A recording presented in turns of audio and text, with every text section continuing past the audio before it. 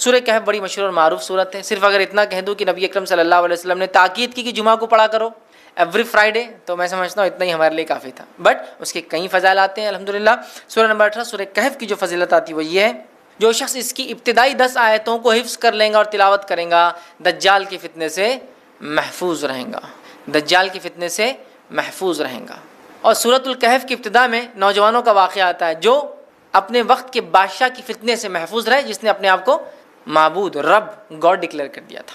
پورا واقعہ ہے نا، اصحاب کہف، دا پیپل آف دا کیو، وہ غار والے لوگ ہیں نا، پورا واقعہ. اسی سے لفظ سورت کا نام بھی کہف آتا. سورہ نمبر 18 جو اس کی 10 آیتوں کا حفظ کر لیں گا اور اس کی تلاوت کریں گا، فتنہ دجال سے بچ جائیں گا. اور آپ کو پتہ ہے فتنہ دجال کیا ہے؟ فتنہ دجال وہ فتنہ ہے جس کے تعلق سے حدیث میں آتا ہے کہ آدم علیہ الصلوۃ والسلام اور نوح علیہ الصلوۃ والسلام نے اپنی قوم کو اس سے ڈرایا. حالانکہ ان کے زمانے میں آنے والا نہیں تھا، وہ آخری نبی کے آئے تک نہیں آنے والا تھا، ہے نا، اور آخری نبی کے دور میں بھی نہیں آنے والا تھا، ان کے امتیوں میں آنے والا تھا. اور وہ بھی ہر امتی پہ نہیں آنے والا تھا، جو زمانے کے آخر وقت میں رہیں گے، جو ایمان کے اعتبار سے بڑے کمزور ہوں گے، تو ان میں جو مضبوط ہوں گے وہ بچ جائیں گے صرف، ہے نا. ٹیسٹ ہوں گا ایک طرح سے، امتحان. تو فتنہ دجال کا فتنہ وہ فتنہ ہے کہ آدم علیہ السلام، نوح علیہ السلام نے، اور حدیث میں آتا ہر نبی نے اپنی قوم کو اس سے ڈرایا ہے. اور جب اللہ کے رسول صلی اللہ علیہ وسلم نے علامت قیامت بیان کی نا، حدیث میں آتا، راوی کہتے ہیں فجر کی نماز کے بعد نبی اکرم صلی اللہ علیہ وسلم نے کہا کہ میں تم سے نہ کہتا تھا دجال کے بارے میں، تمیمہ داری جو کرسچن تھے، عیسائی تھے، وہ آج میرے پاس پہنچے 1 مہینے کے سفر کے بعد، اور انہوں نے مجھ سے ایک واقعہ بیان کیا، چونکہ وہ ایمان بھی لائے ہیں اس چیز کو دیکھنے کے بعد، اسلام قبول کر لیا ہے، اور انہوں نے دجال سے ملاقات کی ہے. میں نہ کہتا تھا تم سے. اور اس کے بعد نبی اکرم صلی اللہ علیہ وسلم سناتے گئے. راوی کہتے ظہر کا وقت آ گیا، ہم نے ظہر کی نماز پڑھی، پھر علامت قیامت اب بتاتے گئے. عصر کا وقت آ گیا، ہم نے عصر کی نماز پڑھی، پھر علامت قیامت بتاتے گئے. اور صحابہ کہتے ہیں جب پوری علامتیں آپ نے ہم کو دن بھر میں بتا دی تو ہم اتنے خوف زدہ ہو گئے کہ کسی جھاڑی کے پاس سے جاتے ڈر لگنا شروع ہو گیا. کسی جھاڑ کے پاس سے ڈر لگتا تھا کہ دجال نکل کے آنا جائے. اللہ اتنا ڈرا، دجال اتنی خطرناک چیز. اور اس سے سیفٹی کے لیے صرف 10 آیتیں یاد کرنا ہے، 10 جملے، 10 سینٹنسز یاد کر لو، محفوظ. اب آپ بولیں گے 10 جملوں سے کیسا محفوظ ہو سکتا ہے انسان؟ ہو سکتا ہے. 10 جملے کے معنی اور مفاہیم. ابھی تو میں کہہ رہا ہوں نا، قیامت تک قرآن اپنے عجیب و غریب معجزے دکھاتا رہے گا. قرآن دیکھیے، ہر نبی کو اللہ نے قوم کے پاس بھیجا، قوم ایمان بغیر معجزے کے نہیں لائی، میریکل کے. تو اللہ تعالیٰ نے اب چونکہ نبی نہیں بھیجیں گا تو ایک ایسا معجزہ میریکل قرآن بھیج دیا ہے جو ہر دور میں اپنے آپ کو معجزہ ثابت کر کے رہیں گا، ہر ایج میں ثابت کریں گا. نبی اکرم صلی اللہ علیہ وسلم کے زمانے میں عربی اور لغت کا ایج تھا، شاعری کا ایج تھا، قرآن نے ثابت کیا. اس کے بعد کے زمانوں میں فلسفوں کو لوگوں نے آگے کیا، قرآن نے ثابت کیا. آج سائنس اور ٹیکنالوجی قرآن ثابت کرتا ہے، کل کوئی اور دور ہوگا قرآن وہاں بھی اپنے آپ کو ثابت کرتا ہے. تو اس کی 10 آیتیں سورۃ الکہف کی، صحیح مسلم کی روایت ہے. ابو درداء رضی اللہ عنہ فرماتے اور کہتے ہیں رسول اکرم صلی اللہ علیہ وسلم فرمایا، جس نے سورہ کہف کی پہلی 10 آیتیں یاد کر لی وہ فتنے دجال سے محفوظ کر لیا گیا. یاد کرو، سمجھو اس کو، اس کے معنی مفہوم پہ غور کرو، فتنے دجال سے انشاءاللہ ہم بچ جائیں گے. ٹھیک ہے. اسی طرح جو ہے سورہ کہف کی آخری 10 آیت تلاوت کرنے والا فتنے دجال سے محفوظ رہیں گا. پہلی 10 آیتیں یاد کرنے والا، آخری 10 آیتیں تلاوت کرنے والا محفوظ رہیں گا. یاد بھی کر لے، یاد کرنا ہے تو مسئلہ نہیں. اور کچھ علماء لکھتے ہیں ہو سکتا ہے دونوں سے فائدہ، واللہ عالم. چونکہ طبرانی کی روایت میں الفاظ اس طرح سے، ابو سعید خدری رضی اللہ عنہ راوی وہ کہتے ہیں رسول اللہ صلی اللہ علیہ وسلم فرمایا، جس نے سورۃ الکہف کو اس طرح پڑھی جس طرح نازل ہوئی تو وہ اس کے لیے قیامت کے روز نور ہوں گی. مکہ سے لے کر جس جگہ وہ رہتا وہاں تک کے لیے نور، انڈیا سے وہاں پڑھے تو وہاں تک اتنا بڑا نور رہے گا، جس جگہ سے مکہ تک اتنا بڑا نور اس کے لیے ثابت ہوگا. اور جس نے سورہ کہف کی آخری 10 آیتیں پڑھی فتنے دجال سے، اس سے کوئی نقصان نہیں پہنچے گا. تو 10 آیتیں یاد کر لی تو بھی بچ گیا، آخری 10 آیتیں پڑھ لی تو بھی بچ گیا. ٹھیک ہے. اور میں بھی ہو سکتا دونوں بھی اس کا معنی ہو کہ پہلی بھی پڑھ لے، 10 بھی بعد کی بھی پڑھ لے، انشاءاللہ انسان محفوظ ہے. اسی طرح جمعہ کی روز سورہ کہف کی تلاوت کرنے والے کے لیے 2 جمعوں کے درمیان ایک روشن نور ہوتا ہے. 2 جمعے کے درمیان روشن نور ہوتا ہے. یہ حاکم اور بیہقی کی روایت ہے، یاد رکھیں. اسی طرح جو ہے سورہ کہف کے بعد سورہ السلام علیکم. سورہ کہف جو ہے اس کو پڑھنے کی کیا فضیلت ہے؟ بھائی نے سوال کیا کہ سورہ کہف کی کیا فضیلت ہے. دیکھیے سورہ کہف کو اگر انسان جمعے کے دن پڑھے تو اس جمعہ سے لے کر اگلے جمعہ تک سورہ کہف ایک نور جیسا اس کے لیے رہتا ہے. دوسری فضیلت ہے سورہ کہف کی ابتدائی 10 آیتیں جو یاد کر لے وہ دجال کے فتنے سے محفوظ رہیں گا. تیسری ایک فضیلت ہے کہ جو سورہ کہف کی آخری 10 آیتوں کی تلاوت کرے انشاءاللہ وہ بھی دجال کے فتنے سے محفوظ رہیں گا. ٹھیک ہے. تو یہ سورۃ الکہف کی چند فضائل، اس کے علاوہ بھی آتے ہیں لیکن یہ چند فضائل. اس طرح ایک صحابی سورۃ الکہف ایک مرتبہ پڑھ رہے تھے، آسمان سے ایک روشنی نازل ہو رہی تھی. صحابی نے روک دی تلاوت، بعد میں آپ نے فرمایا کہ ایسا ایسا میں نے دیکھا، تو کہا وہ سکینت تھی، اگر تم پڑھتے رہتے تو تم اس کو اترتا ہوا دیکھتے، مطلب فرشتے سکینت لے کر آتے ہیں۔ تو سورۃ الکہف کے بہرحال بڑے فضائل ہیں، تو آپ جمعہ کو کم از کم اس کو پڑھیں، ایک جمعہ پڑھنے سے دوسرے جمعہ تک یہ نور جیسا چمکتا ہے۔ دوسرا، اس کی 10 آیتوں کو یاد کر لے ابتدائی، یہ دجال کے فتنے سے محفوظ رہنے کی وجہ بنے گا۔ تیسرا، اس کی 10 آیتوں کو آخری تلاوت کریں، انشاءاللہ اس سے بھی دجال سے انسان محفوظ رہیں گا، اور اس کے پڑھنے سے سکینت نازل ہوتی ہے۔ یوں تو قرآن کا ہر سورہ اپنے اندر کچھ نہ کچھ فائدے رکھتا ہے، کچھ نہ کچھ خوبی رکھتا ہے، کچھ نہ کچھ نصیحتیں کرتا ہے، کچھ نہ کچھ واعظ کرتا ہے، ہر جملہ، ہر آیت، ہر لفظ کچھ نہ کچھ قرآن کا اپنے اندر معنی لیے ہوئے، اور بہت کچھ وہ نصیحت انسانیت کے لیے کرتا ہے۔ لیکن یہ بات بھی ہم جانتے ہیں کہ قرآن کی کچھ صورتیں کچھ چیزوں کے معاملے میں مخصوص ہوتی ہے، مطلب جہاں جیسے مثال کے طور پر اگر کوئی لے تو قرآن کی آخری چھوٹی چھوٹی صورتیں لے تو وہ حقوق العباد کے تعلق سے، رب العزت کی ربوبیت کے تعلق سے ہے نا، اور سماج کے اندر جو پائے جانے والی برائیوں کے تعلق سے، بھوکوں کو کھانا نہ کھلانے کے تعلق سے ہے نا، یہ تمام چیزوں کے تعلق سے وعید کرتی کہ ایسا مت کرو، ایسا کرو۔ اسی طرح سورہ بقرہ کو لے لے تو کہیں سورہ بقرہ کے اندر منافقوں کی صفت، کافروں کی صفت، اہل کتاب کی برائیاں بیان کی گئی ہے۔ تو ہر سورہ اپنے اندر کچھ نہ کچھ خصوصیتیں لیے ہوئے ہوتا ہے، تو ہر سورے میں خصوصیت، لیکن بعض صورتوں کی بعض معاملوں میں، بعض موضوعوں میں، بعض ٹاپک میں زیادہ خصوصیت ہے۔ تو سورۃ الکہف کا معاملہ فتنوں کے معاملے میں اس کی خصوصیت ہے، اور یہ بات میں اس لیے کہہ رہا ہوں، کسی مسلم کی روایت ہے، نبی اکرم صلی اللہ علیہ وسلم فرماتے ہیں کہ سورۃ الکہف کے تعلق سے، اور روایت کے الفاظ یوں ہیں، جو یاد کرے سورہ کہف کی اول 10 آیتیں، وہ دجال کی فتنے سے بچ جاتا ہے۔ مطلب سورۃ الکہف کی پہلی 10 آیتیں جو یاد کر لے، وہ فتنہ دجال سے بچ جاتا ہے۔ تو اس سورت کی خصوصیت یہ ہے کہ فتنے سے حفاظت کے لیے یہ سورت یاد رکھیے، اس کی خصوصیت ہے، اسپیشلٹی ہے، سمجھ رہا۔ اور دجال کیسا فتنہ، میں سمجھتا ہوں مجھے کسی کو بھی ایکسپلین کرنے کی، سمجھانے کی ضرورت نہیں ہے۔ یہ ایک ایسا عظیم فتنہ ہے کہ نوح علیہ السلام نے، آپ صلی اللہ علیہ وسلم فرماتے ہیں، اپنی قوم کو اس سے ڈرایا، حالانکہ وہ آنے والا نہیں ہے ان کے بعد، وہ آنے والا ہے آخری نبی کی امت کے اوپر، نبی اکرم صلی اللہ علیہ وسلم کے بعد، ہے نا۔ لیکن ڈرا رہے کون؟ وقت کے سب سے پہلے رسول ڈرا رہے ہیں، کس کو ڈرا رہے ہیں؟ اپنی قوم کو، دجال سے۔ تو دجال ایسا بڑا فتنہ ہے کہ اس سے پہلے ایسا کوئی فتنہ ہوا نا، اس کے بعد کوئی فتنہ ہوا اتنا بڑا، یہ فتنوں میں سب سے بڑا فتنہ ہے۔ تو جب اس فتنے سے یہ سورت پڑھنے سے کفایت کر جاتی ہے، حفاظت کر لیتی ہے، کافی ہو جاتی ہے، تو باقی دیگر تو چھوٹے چھوٹے یہ سمجھ رہے بات۔ تو لہٰذا اس سورت کی خصوصیت یہ ہے، یہ فتنوں سے حفاظت کے لیے ہے۔ سورۃ الکہف کا گہرا تعلق دجال سے اور دیگر قیامت سے پہلے آنے والی فتنوں سے ہے، لیکن وہ ڈیٹیلز میں ہم نہیں جائیں گے آج، چونکہ دجال سے متعلق ہمارا ٹاپک نہیں ہے۔ لیکن سورۃ الکہف کے تعلق سے جو آج میں جو بات رکھوں گا وہ ہے کہ سورۃ الکہف کے ذریعے ہم فتنوں سے کیسے بچ سکتے ہیں۔ تو اسباق، اور آج میں آپ کو خاص طور سے سورۃ الکہف کے ذریعے دنیا میں پائے جانے والے آج کل کی سب سے بڑے 4 بڑے فتنوں سے حفاظت کیسی کی جا سکتی ہے، وہ باتیں میں آپ کروں۔ اور یہ 4 بڑے فتنے 4 واقعات سے ریلیٹڈ ہے جو قرآن نے بیان کیے اس کے اندر۔ یہ 4 بڑے فتنے جس سے سورۃ الکہف کیسے ذریعہ بن سکتی ہے ان فتنوں سے حفاظت کے لیے، کیسے سبق لے سکتے ہیں ان فتنوں سے حفاظت کے لیے، تو وہ 4 واقعات ہیں۔ 4 واقعات 4 مختلف جس کو کہیں گے چیزوں کے تعلق سے، اور ان مختلف چیزوں کو اگر ہم دیکھیں، اس کا الٹ دیکھیں تو فتنوں کے تعلق سے۔ تو 4 بڑے فتنوں سے ہم کیسے محفوظ رہ سکتے ہیں اگر سورۃ الکہف کی 4 واقعات کو اگر ہم سمجھ لیں تو آئیے سورۃ الکہف سے جو اسباق ہم لیں گے، اور جو فتنوں سے حفاظت یا فتنوں کے دور میں سورۃ الکہف سے جو اسباق لیں گے، اور وہ 4 خاص فتنے جس کے اندر انسان ملوث ہو کے اپنے آپ کو برباد کرتا ہے، دنیا اور آخرت برباد کرتا ہے، وہ چاروں فتنوں کے تعلق سے سورۃ الکہف کیا سبق دیتی ہے، وہ 4 فتنے ہم دیکھیں گے۔ تو پہلا فتنہ جو ہم دیکھیں گے انشاءاللہ جس کے اندر کی اس سے کیا سبق ملتا ہے اس فتنے کے اندر، وہ ہے دین اور ایمان کا فتنہ۔ مطلب دین اور ایمان کے معاملے میں آپ فتنے میں پڑ جائے، مشکل میں پڑ جائے، یہ ہم دیکھیں گے، اور اس کے لیے ہم سورۃ الکہف کا واقعہ لیں گے، اصحاب کہف کا واقعہ۔ دوسرا ہم دیکھیں گے انشاءاللہ مال و دولت کا فتنہ، اور اس کے تعلق سے سورۃ الکہف سے ہم سبق حاصل کریں گے وہ 2 باغ والوں کے واقعے سے۔ تیسری نصیحت ہم اس سے لیں گے علم کا فتنہ، اور علم کے فتنے کے معاملے میں ہم اس سے سبق لیں گے موسیٰ علیہ السلام اور خضر علیہ السلام کے واقعے سے۔ اور چوتھا سبق جو ہم لیں گے اس سورت سے آج انشاءاللہ جس وہ ہوں گا عہد کا، منصب کا، عہدے کا، بادشاہت کا فتنہ۔ اور اس معاملے میں ہم جو ذوالقرنین کی زندگی سے جو ہے اس واقعے سے جو سورہ کہف میں اس سے نصیحت اور سبق حاصل کریں گے۔ تو 4 قسم کی فتنے ہم دیکھیں گے، اور چاروں قسم کی فتنے کے اندر ہم جو ہے سورہ کہف کو کیا نصیحت کرتا ہے وہ دیکھیں گے۔ اور یہ 4 بہت بڑے بڑے فتنے ہیں، ایسے بڑے بڑے اور خطرناک فتنے جو انسان کی دین اور دنیا دونوں برباد کر دیتے ہیں، یاد رکھیں، بہت ہی خطرناک فتنے۔ تو اگر سورۃ الکہف سے یہ سبق ہم لے لیں جس کے تعلق سے نبی اکرم صلی اللہ علیہ وسلم فرمایا کہ ہر جمعہ سورۃ الکہف کو پڑھنا چاہیے نا، ان کو جو ہے نصیحت کی کہ ہر جمعہ جو ہے سورۃ الکہف کو پڑھنا چاہیے۔ روایت نے فرمایا جو سورۃ الکہف کو پڑھتا ہے تو اس جمعے سے لے کر جو جمعہ اگلا آنے والا ہے اس کے بیچ یہ نور ثابت ہوتا، نور ثابت ہوتا۔ سورۃ الکہف کی تلاوت ایک صحابی کر رہے ہیں اور ان کا جانور بدک رہا ہے، ہنہنا رہا ہے، تو انہیں ڈر لگ رہا ہے کہیں وہ زیادہ بدکے اور ہنہنائے، بڑا ہوتا ہے نا، ڈر جاتا ہے۔ آپ گھبرا کے جلدی سے اپنا تلاوت ختم کرتے ہیں، آسمان کی طرف دیکھتے ہیں تو ایک बादल है। नबी अकरम सल्लल्लाहु अलैहि वसल्लम की मजलिस में जाके खिदमत जाके बताते हैं वाकया, तो आपने फरमाया वो सकीनत थी। सूरतुल कहफ नूर है, 2 जुमा के बीच में।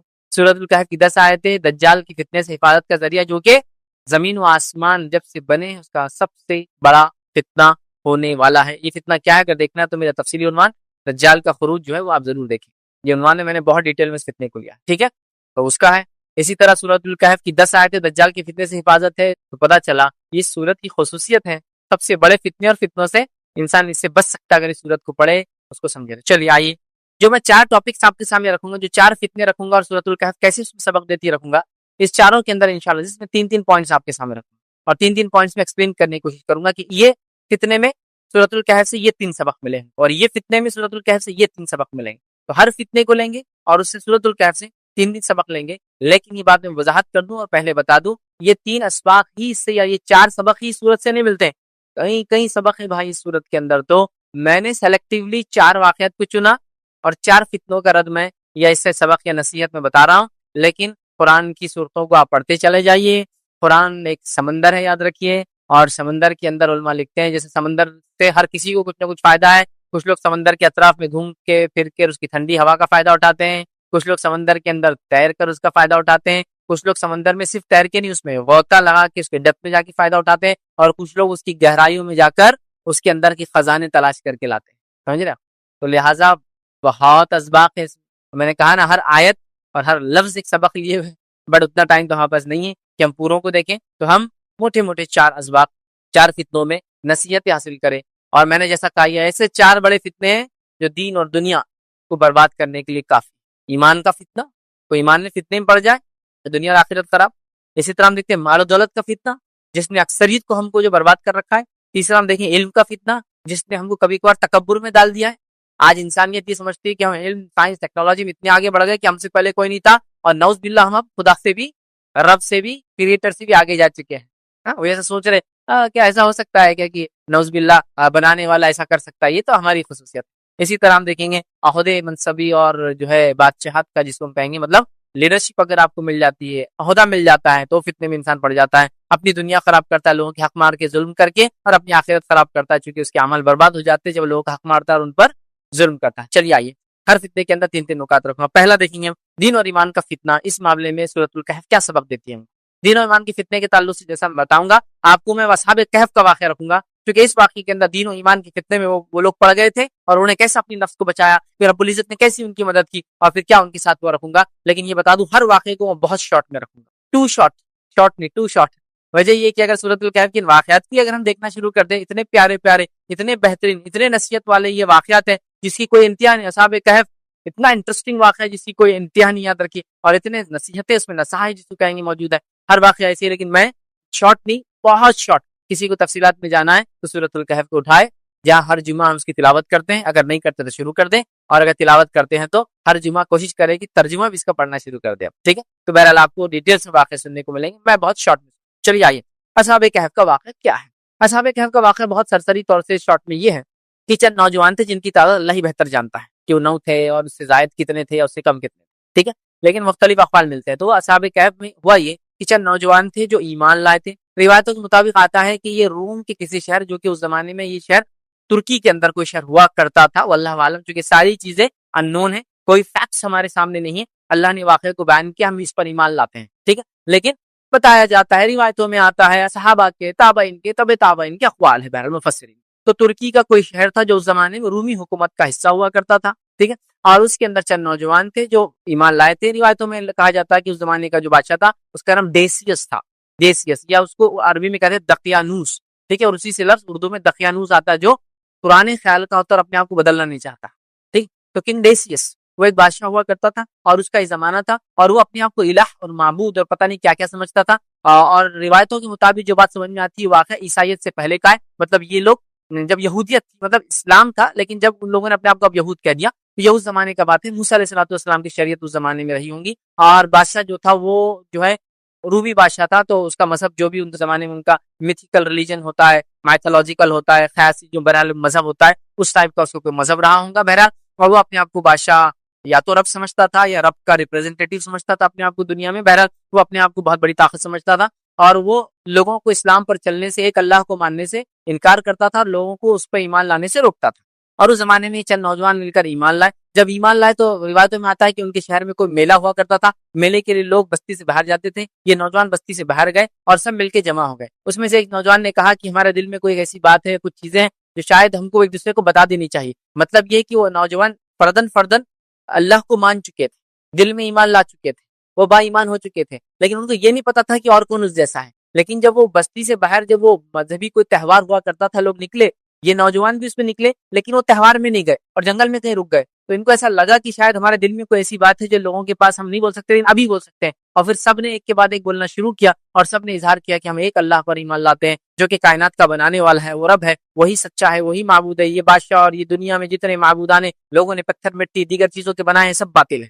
جب انہوں نے ایک دوسرے کے سامنے اظہار کیا، جب اظہار کیا تو ان کو لگا ارے ہم اکیلے نہیں ہیں، وی آر اے کمیونٹی، ایک ٹیم ہے ہم لوگ، ایک وفد ہے، ایک جو ہے چھوٹی سی ٹکڑی اور جماعت ہے. اور انہوں نے اپنے آپ کو ایکسپلین کیا. اور ان کے ساتھ ایک کتا بھی تھا، یاد رکھیے، وہ ہو سکتا ہے شکاری کتا رہا ہو. شکار کے لیے جنگلوں میں لوگ جاتے تھے، حفاظت کے لیے استعمال کرتے تھے، بھیڑیوں سے بچنے کے لیے، اسی طرح ریچھ وغیرہ سے بچنے کے لیے. تو ان کے ساتھ ایک کتا بھی تھا، یاد رکھیے. اب وہ سفر میں جب گئے، جب لوگوں سے اظہار کیا، لوگ پتا چلا کہ وہ سب ایمان والے ہیں، لیکن ان کو ڈر ہوا کہ اب ایمان کے تعلق سے کیا کریں. وہ لوگ وقت کے بادشاہ کے پاس گئے، انہوں نے اس کو دعوت دی. اب یہ بادشاہ تھا یا اس علاقے کا گورنر تھا، واللہ عالم، جو بھی تھا ذمہ دار، اس کو دعوت دی. دعوت دینے کے بعد اس نے کہا کہ تم اپنے آپ کو سدھار لو، اپنی اصلاح کر لو، ایک رب کو ماننا چھوڑ دو، ورنہ تمہارے ساتھ برا انجام ہوگا. اور میں تمہیں تھوڑی سی مہلت دیتا ہوں، اپنے آپ کو سدھار لو اور واپس آ کے جو عقیدے پہ ساری دنیا اور جس پر میں ہوں اس پر ایمان لاؤ.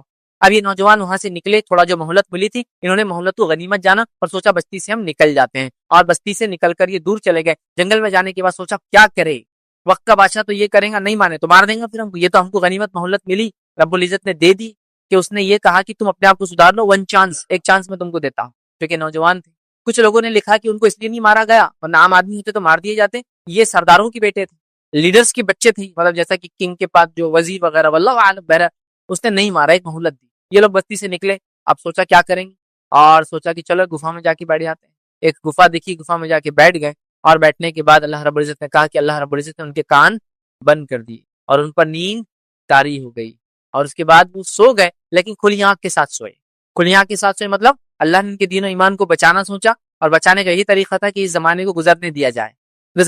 اور اس زمانے کے لوگوں کا عقیدہ یہ بھی تھا کہ دوبارہ تو انسان اٹھنے والے نہیں ہے، یاد رکھیے. لہٰذا ان کو سلا دیا گیا، اور سلایا ایسا گیا کہ ان کا کتا جو ہے چوکھٹ پہ بیٹھا تھا، مطلب باہر بیٹھا تھا گفا کے، ایسا بیٹھا جیسے شکاری کتے بیٹھتے ہیں. اور یہ لوگ جو اندر سوئے تھے تو پلٹتے بھی تھے، سورج نکلتا اور ڈوبتا بھی تھا. اور یہ لوگ الٹ پلٹ بھی ہوتے تھے، ایک جیسے نہیں سوتے تھے کہ زمین کھا جائے. کروٹیں لینا جس کو کہتے ہیں وہ لیتے تھے. اور خصوصیت یہ تھی کہ ان کی آنکھیں کھلی تھی، یہ آنکھیں بند کر کے نہیں سوئے تھے، آنکھیں کھلی تھی. اس لیے قرآن نے کہا کہ اللہ نے ان کے کانوں پر پردہ ڈال دیا تھا، سن نہیں پاتے تھے کچھ، آنکھیں کھلی تھی کہ اگر دیکھنے والا آ کر دیکھے تو اللہ نے ان کے اندر ایک ہیبت ڈال دی تھی. ہیبت سمجھتے آپ، خوف ڈال دیا تھا، ڈر ڈال دیا تھا کہ لوگ ان کو دیکھتے اگر غلطی سے آ بھی گئے پر ہو جاتے تھے، اور کسی کو بتا بھی نہیں پاتے تھے کیا دیکھا، کہاں دیکھا، کیا دیکھا. مطلب اللہ نے حفاظت کی. اور کتے کے تعلق سے علماء لکھتے ہیں اس کو بھی ایسا رکھا کہ وہ بھی جاگتا رہتا تھا، مطلب وہ بھی سویا ہوا تھا، لیکن وہ بھی ایسا ہوتا کہ ایک آنکھ کھلی رکھ کے بیٹھا رہتا، پھر وہ ایک آنکھ بند ہوتی دوسری کھل جاتی.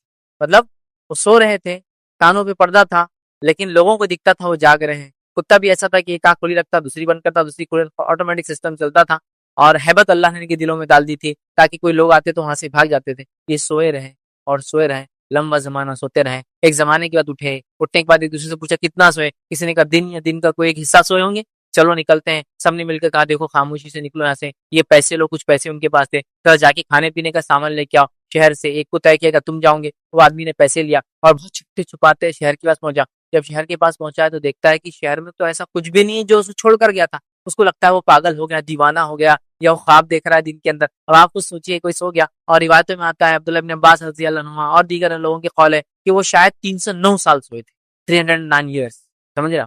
تو 309 سال سوئے تھے، واللہ اعلم، پھر بھی ہم نہیں جانتے. تو 309 سال سوئے تھے. اب آپ سوچیے کہ سمجھ لیجیے آج سے 300 سال پہلے کا اورنگ آباد شہر، اس کے بعد کوئی سو کے اٹھ کے آج آ رہا.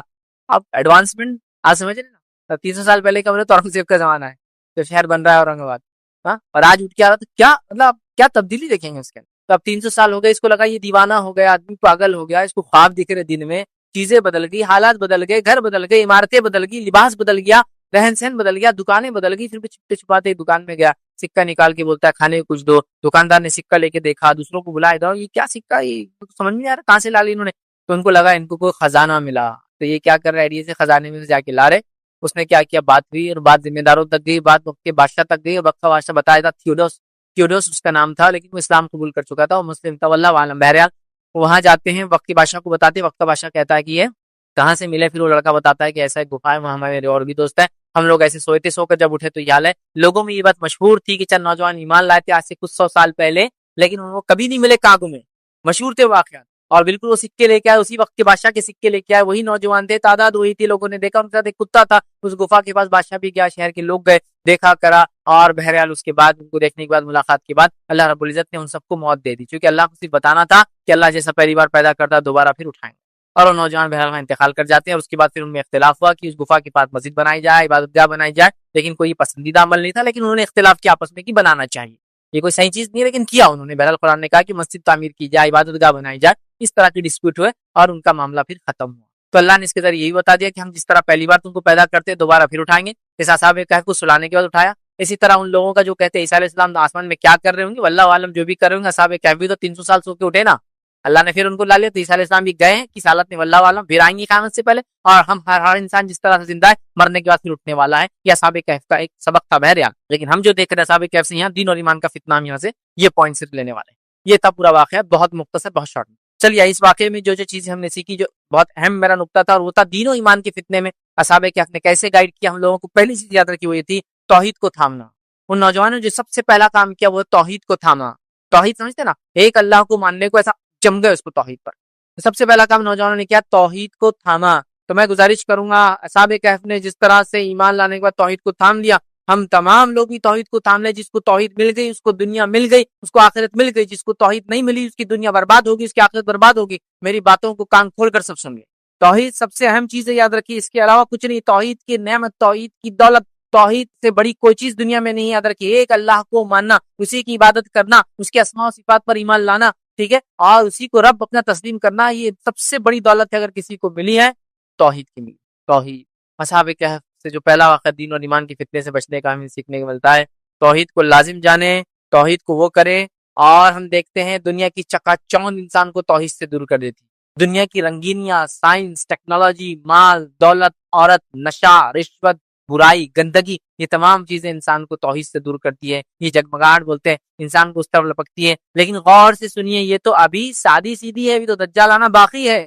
تو اگر اس چکا چوند میں آ کر ہم اگر توحید کو چھوڑ دیتے آج، تو کل جب دجال آئیں گے تو کیا ہماری حیثیت رہیں گے، کیا اوقات اور کیا بساط رہیں گی، غور کیجیے، کیونکہ وہ تو سب سے بڑا فتنہ زمین و آسمان کے بیچ میں جو اللہ نے پیدا کیا جاتا ہے۔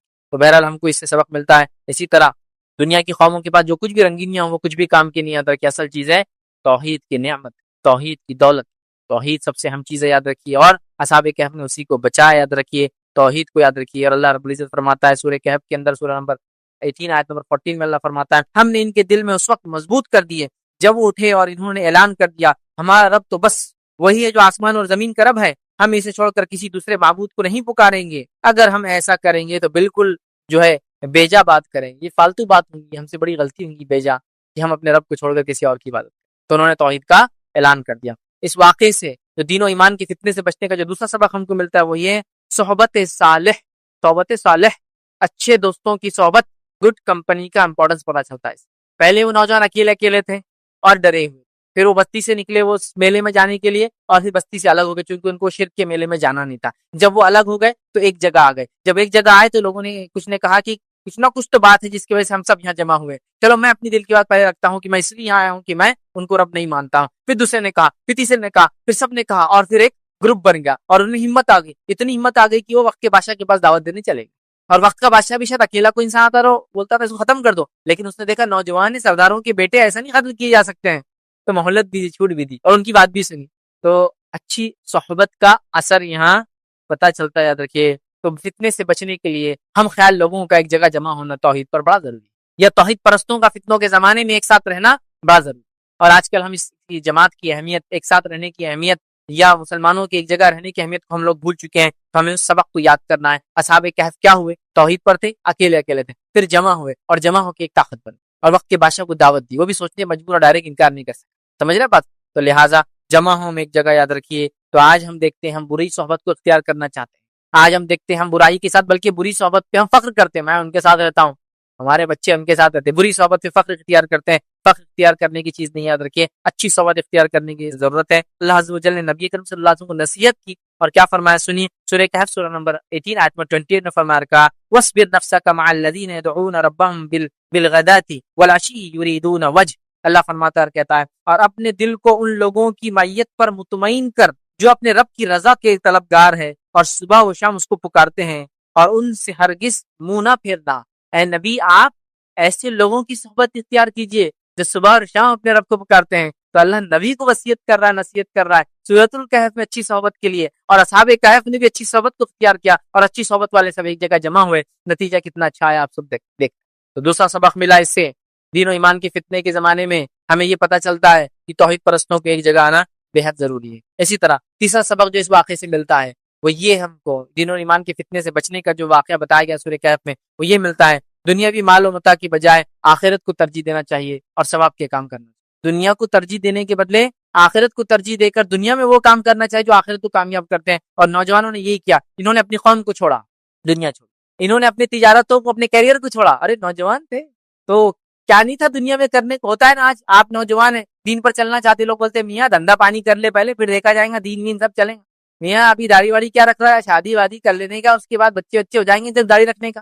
ارے ابھی سے کہاں بچی کو برقع ورقع بنا رہے آپ، ذرا دنیا تو گزار لے، دنیا کی رنگینیوں سے تو گزر جائے، شادی وادی ہو جائے، رشتہ آ جائے، پھر دیکھا جائے گا. سسرال میں تو یہی کرنا، بڈھی بن کے رہنا بیچاری کو برقع پہن کے، ہے نہیں ہے.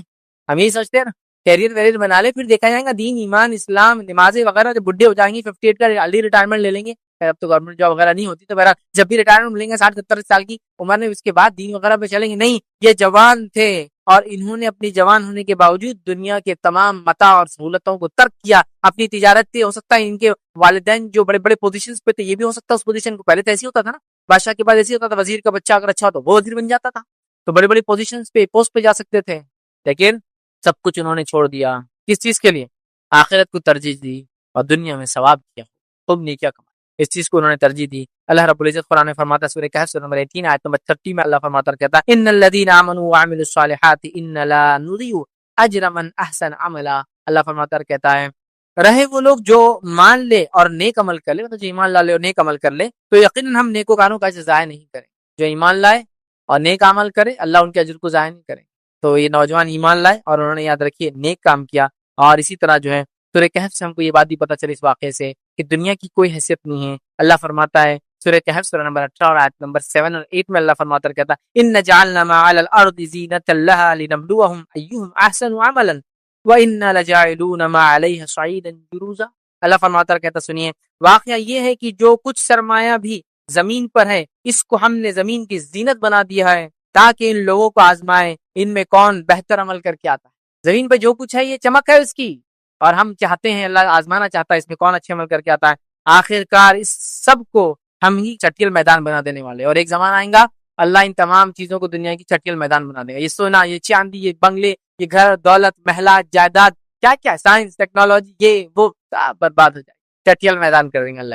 تو ایک آخری سبق تھا دنیا کے مقابلے میں اس کو ترجیح دینا، یہ ہم کو سبق ملا. تو ہم دین و ایمان کے فتنے میں نہ پڑے بلکہ دین و ایمان کو اپنا ساتھی بنائیں اور اس پر عمل کریں. تو سورہ کہف کا جو پہلا سبق دین و ایمان کے فتنے میں ہم کیسی نصیحت حاصل کریں، یہ نصیحتیں ہم کو ملتی ہے کہ ہم جو ہے دین و ایمان کو ترجیح دیں. ہمیں یہ نصیحت ملتی ہے کہ ہم جو ہے سب سے پہلی چیز توحید کی نعمت کو سمجھیں، دوسرا اچھی صحبت کو اختیار کریں، اور تیسرا جو ہے دنیا کے مقابلے میں آخرت کو ترجیح دیں. آگے بڑھتے ہیں. دوسرا جو فتنہ دنیا کا بڑا فتنہ، اور اس میں سورہ کہف ہماری کیسی رہنمائی کرتا ہے، وہ ہے مال و دولت کا فتنہ. مال مطلب پیسہ، دولت مطلب زمین و جائیداد. ویسے مال اور دولت بھی ہاں بس اردو میں دولت بھی پیسے کو بولتے ہیں، لیکن اگر ان کو دونوں کو فرق کرو، دولت کہتے ہیں اسٹیٹ کو، حکومت کو، زمین اور جائیداد کو، اور مال کہتے ہیں کیش کرنسی کو. تو مال اور دولت ہے نا، تو دولت کا معنی ہوتا ہے اسٹیٹ. ٹھیک، تو کسی کی دولت فلاں دولت تھی اور یہ ان کی دولت ہے نا، حکومت ہے، گورننس ہے، اس کو بولتے ہیں. تو مال اور دولت کا فتنہ، زمین اور پیسے، زمین جائیداد، یا پیسے اور زمین جائیداد کا فتنہ. اور آج میں سمجھتا ہوں اس فتنے سے ہم میں سے کوئی بھی نہیں بچا ہے، بلکہ اللہ کے رسول صلی اللہ علیہ وسلم نے فرمایا پچھلی امتوں کا فتنہ عورتوں سے شروع ہوا تھا، میری امت کا فتنہ مال ہے. امت محمدیہ کا فتنہ کیا ہے؟ مال ہے، غربت نہیں ہے. پچھلی امتوں کے فتنے کچھ اور ہے، ہمارا فتنہ کچھ اور ہے. تو مال و دولت تو ہمارا فتنہ ہے. مال فتنہ ہے، یاد رکھیے. دولت اسی سے ریلیٹڈ ہوتا ہے، چونکہ مال جس کے بعد ہوتا ہے اسی کے بعد زمین ہوتی ہے. ٹھیک ہے، اس لیے مال و دولت کامنلی ایک ساتھ یوز ہوتا ہے، لیکن دونوں میں ڈفرنس ہوتا ہے. ٹھیک ہے. مال و دولت کا فتنہ ہم دیکھتے ہیں, بہت بڑا فتنہ, یاد رکھیے. اور اس فتنے کو سمجھنے کے لیے سورہ کہف کیسا ہم کو گائیڈ کرتا ہے. آئیے 2 باغ والے انسان کا واقعہ سنیے. ایک انسان تھا جو کافر تھا, اور ایک انسان تھا مومن تھا. کافر مالدار تھا, مومن غریب تھا, سماج کا نچلا حصے میں اس کو کاؤنٹ کیا جاتا تھا. یہ دونوں کا ایک واقعہ قرآن نے بیان کیا. میں بہت شارٹ میں اس واقعے کو رکھتا ہوں, پھر آگے ہم اس سے نصیحتیں لیں گے. واقعہ یوں ہے کہ ایک انسان تھا, اس کے 2 باغ تھے. باغ کیسے تھے, اس کے باغ کی کیفیت بھی اللہ رب العزت نے بیان کی. 2 باغ ہے, ایک ادھر اور ایک ادھر باغ ہے, اور باغ کے بیچ میں نہر بہ رہی, اور باغ کے بیچ کے اندر دونوں طرف کھجوروں کے جھاڑ ہے, اور بیچ میں انگوروں کا باغ ہے, اور اس کے بیچ میں ہر چیز لگی ہوئی ہے, اور بیچ میں سے بالکل عین باغ کے بیچ میں سے نہر جاتی ہے, اور اس کے بیچ میں چھوٹی چھوٹی نہریں اس نے لے رکھی ہے, اور آرام سے اس کا باغ چلتا ہے. اور مطلب وہ مالدار انسان ہے, اس کے پاس پھل بھی ہے, روپیہ بھی ہے, پیسہ بھی ہے, اور دولت ہے, مطلب جائیداد بھی ہے اس کی. یہ ایسا, یہ ایک دن اپنے باغ کی طرف چلتا ہے اس غریب مسلمان کے ساتھ, یا غریب ایمان والے کے ساتھ, اور یہ چونکہ اسٹیٹس والا ہے اور وہ بیچارہ کمتر ہے, اور چلتے چلتے 3 باتیں کہتا ہے. پہلی چیز کہتا ہے کہ مجھے لگتا ہے میرا باغ تو کبھی ختم ہی نہیں ہوگا. دوسرا کہتا ہے کہ میں دوبارہ اٹھائے نہیں جاؤں گا, آخرت کا انکاری ہے, مرنے کے بعد کی زندگی نہیں مانتا ہے کہ میں دوبارہ نہیں اٹھاؤں جاؤں گا, میرے کو ڈاؤٹ ہے اس میں ایسا ہو سکتا ہے. اور تیسری بات کہتا ہے اگر اٹھایا بھی گیا تو جیسا یہاں اسٹیٹس والے لوگوں میں ہوں وہاں بھی اسٹیٹس والوں میں رہوں گا, تمہارے جیسے لوگوں کے ساتھ نہیں رہوں گا. پتا جیسا یہاں جو کچھ ملا ہے جنت, جنت مطلب باغ کا کیا, باغ جیسا ملا ہے, تو اگر دوبارہ اٹھایا گیا بھی, پہلے تو مانتا نہیں ہوں میں, لیکن اگر اٹھایا گیا بھی تو مجھے ایکسپیکٹڈ ہے کہ میرے ساتھ اچھا ہی سلوک ہوگا جیسا دنیا میں ہوا ہے. 3 باتوں کا دعویٰ کرتا. اب دوسرا آدمی بولتا ہے کہ کسی بات کرتے ہو, اللہ رب العزت نے تم کو پیدا کیا اور تم اس طرح سے رب العزت کا انکار کرتے ہو, اور وہ اس کو نصیحت کرتا, واز کرتا ہے کہ آخرت پر ایمان لاؤ اور یہ کرو, اللہ ہم کو پیدا کرنے والا, اللہ ہمارا رب ہے, لیکن وہ اس بات کو نہیں مانتا ہے. اور ایک دن جب اپنے باغ میں پہنچتا ہے تو اس کا باغ پورا کا پورا برباد ہو جاتا ہے, ختم ہو جاتا ہے, اور کچھ بھی نہیں بچتا. تو مالدار انکار کرنے والا, اور غریب مسلمان ایمان والا. مالدار انکاری اور غریب آستوان ایمان رکھنے والا. تو یہ دونوں کا ایک مکالمہ ہے, اور اس سے ہم کو کیا نصیحتیں ملتی ہے. مختصر واقعہ تو میں آپ کو سنا چکا ہوں. اس کی مالداری نے اس کو تکبر کبر کی طرف لے گیا, اس کی مالداری نے شاید اس کو کفر کی طرف لے گیا, اس کی مالداری نے اس کو جو ہے ایسی باتوں کی طرف لے گیا کہ شاید یہ دنیا کبھی ختم, مطلب میرا باغ کبھی ختم نہیں ہوگا, اور میں کبھی دوبارہ اٹھا نہیں جاؤں گا, اور اٹھایا گیا بھی تو عزت والے اکرام والے لوگوں کے ساتھ میرا جیسا یہاں معاملہ ہے ویسا وہاں ہوں گا. رب العزت نے اس کے باغ کو برباد کر دیا, اس کے مال و دولت اور اس کا سرمایہ پورا کا پورا برباد ہو گیا. تو مال و دولت کے فتنے میں ہم سب پھنسے ہیں, ہم سب پھنسے ہیں نا. جاہ اور جلال, مال و دولت کیا کیا پرابلمس لاتی ہے آپ اندازہ نہیں کر سکتے. کتنی ساری برائیاں صرف مال و دولت کے ساتھ. یہ مت سمجھیے کہ اسلام مال و دولت کو برا بولتا ہے, نہیں.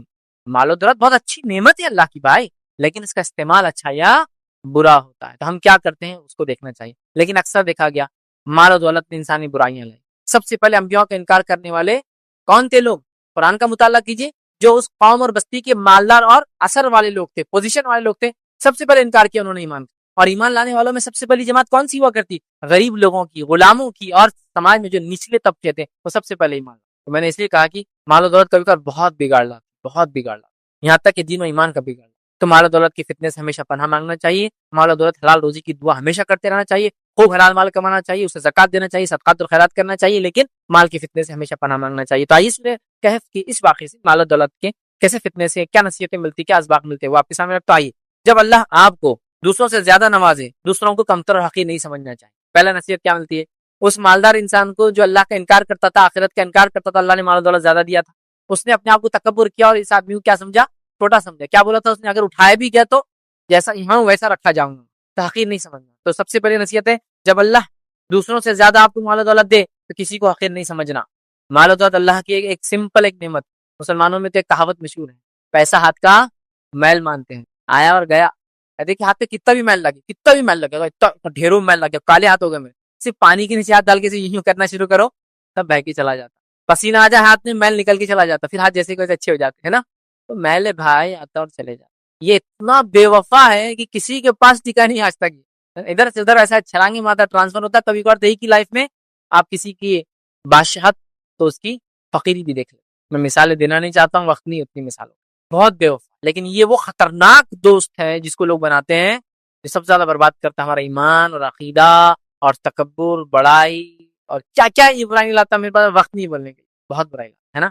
سب سے پہلا کام, میرے پاس مال و دولت ہے, کبھی دوسروں کو حقیر نہیں سمجھا. یہ مالدار انسان نے جو اللہ کا انکار کر رہا تھا, آخرت کا انکار کر رہا تھا, اس نے سمجھا مال و دولت سب کچھ ہے, اور ایک ایمان والے کو حقیر سمجھا. آج یہاں پاس یہ بہت ہو گیا نا, جس کے پاس مال و دولت ہے وہ غریب مسلمانوں کو حقیر سمجھتے ہیں, ان کے ساتھ بیٹھنا کھانا, ان کی دعوتوں کو قبول کرنا اس کے برا سمجھتے ہیں. رسک کبھی مت لیجیے, کیونکہ مال ایسا ہاتھ چھوڑ کے جاتا ہے, اتنا بے وفا ہوتا ہے, آپ امیجن, آپ سوچ بھی نہیں سکتے. اگر کسی نے زندگی میں دیکھا ہو تو وہ سمجھ سکتا ہے کتنا بے وفا ہو. कैसे चला जाता है. आपने खूब माल कमाया, जायदाद ली, गवर्नमेंट ने बोला जायदाद पे स्टे, यहाँ कुछ नहीं बन सकता, ये फला जोन हो गया, ये पार्क बन गया, ये जू बन गया. क्या करते देखो कैसा परेशान हो जाता. आपने माल कमाया, तिजारत लगाई, आग लग गई आपके बिजनेस में अचानक एक दिन. आग लगने के बाद क्या हुआ, पूरा बिजनेस जल गया, चले गया ना माल. कैसा छोड़ा ना.